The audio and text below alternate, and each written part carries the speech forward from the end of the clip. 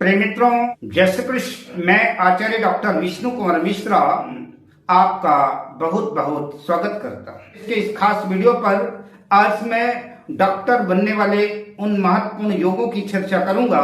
पर मैं विषय क्रम में आगे बढ़ूं उससे पहले आपसे आग्रह, अगर आपने अभी तक हमारे इस चैनल को सब्सक्राइब नहीं किया है तो प्लीज चैनल को सब्सक्राइब करें, साथ ही नोटिफिकेशन बेल को भी प्रेस कर लें और वीडियो अच्छा लगे तो इसे लाइक और शेयर भी करें ताकि अन्य लोगों को भी इसका लाभ मिल सके। जन्म कुंडली का लग्न और लग्नेश, जन्म कुंडली का पंचम भाव और पंचमेश, जन्म कुंडली का दशम भाव और दशमेश, इन भाव का किसी भी क्षेत्र में जाने के लिए इन भावों का मजबूत होना आवश्यक है। पर संक्षिप्त रूप से डॉक्टर बनने के लिए इतना आप समझ लें कि जन्म कुंडली का छठा भाव रोग का भाव है और जन्म कुंडली का अष्टम भाव स्थायी रोग का भाव है, दीर्घकालिक बीमारियों का भाव है और जन्म कुंडली का 12वां भाव अस्पताल का भाव है। तो इन भावों का संबंध जन्म कुंडली के पंचम भाव से और जन्म कुंडली के दशम भाव से किसी भी तरह से दृष्टि युति आदि का संबंध बनता है, राशि परिवर्तन का संबंध बनता है, तो ऐसे जातकों के डॉक्टर बनने की संभावनाएं प्रबल हो जाती हैं। और ऐसे जातक अगर प्रयास करते हैं तो मेडिकल के क्षेत्र में एक कुशल डॉक्टर के रूप में अगर ये प्रयास करते हैं तो सफल होंगे और सफलता इनके कदम चूमेगी। किंतु हमारे जीवन के अंतरंग भाव में कुछ इच्छाएं रहती हैं कि हम दौलत भी अर्जित करें, हम शोहरत भी अर्जित करें, हमारे पास खूब ढेर सारा धन दौलत हो और हमारी प्रसिद्धि बढ़े, हमारी यश कीर्ति बढ़े, नेम फेम आदि पाने की इच्छा रहती है। अतः कुंडली का द्वितीय भाव जो धन भाव है और कुंडली का एकादश भाव 11वां भाव जो लाभ भाव है, जो हमारी मनोकामनाओं की भी इच्छा पूर्ति का भी भाव है, तो इनका भी मजबूत होना, इनका भी सबल होना आवश्यक है। अब बात डॉक्टर बनाने वाले ग्रहों की करें तो सूर्य चंद्र मंगल से लेकर के राहु केतु पर्यंत सभी ग्रह डॉक्टर बनाने की दिशा में कहीं हर ग्रहों का कहीं न कहीं अपना योगदान है।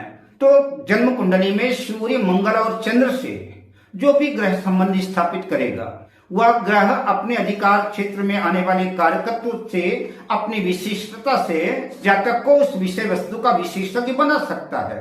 सूर्य और चंद्रमा एमडी डॉक्टर ऑफ मेडिसिन, किंतु मंगल टेक्निकल ग्रह है। जब मंगल इन्वॉल्वमेंट होता है तो मंगल एमएस बनाता है, यानी मास्टर ऑफ सर्जरी, आपको शल्य चिकित्सा में निष्णात करता है। सर्जरी के क्षेत्र में जो है मंगल ले जाता है और आपको निपुण बनाता है सर्जरी के क्षेत्र में। सूर्य आत्मा का कारक है, सूर्य हड्डियों का कारक है, सूर्य हार्ट का कारक है। जन्म कुंडली में सूर्य बलवान है तो सूर्य आपको आर्थोपेडिक या कि हार्ट स्पेशलिस्ट के रूप में आपको प्रतिष्ठित कर सकता है या कि न्यूरोलॉजिस्ट आदि के क्षेत्र की तरफ ले जा सकता है। किंतु चंद्रमा मन का कारक है। जब चंद्रमा डॉक्टर बनाने की दिशा में प्रयास करता है तो आपको मनोचिकित्सक के रूप में प्रतिस्थापित करता है। साइकेट्रिस्ट, मनोरोगी विशेषज्ञ या फिर मेडिसिन का डॉक्टर चंद्रमा बनाता है आपको। खासतौर से कई बार चंद्रमा देखा गया है कि होम्योपैथी के क्षेत्र में भी, क्योंकि चंद्रमा वनस्पतियों का भी कारक है, चंद्रमा तरल भी है, तो कई बार चंद्रमा होम्योपैथी की तरफ भी ले जाता है, आयुर्वेद की तरफ भी ले जाता है। अगर डॉक्टर बनाने के क्षेत्र में बुध कहीं ना कहीं इन्वॉल्व है तो बुध जो है स्किन रोग विशेषज्ञ, चर्म रोग विशेषज्ञ, डर्मेटोलॉजिस्ट, ईएनटी, नाक कान गला आदि विशेषज्ञ बना सकता है। गुरु ज्ञान का कारक है, गुरु वनस्पतियों का कारक है, गुरु आयुर्वेद का कारक है, गुरु पेट लीवर किडनी का कारक है, गैस्ट्रोएंट्रोलॉजिस्ट, उदर रोग विशेषज्ञ, कैंसर रोग विशेषज्ञ बना सकता है।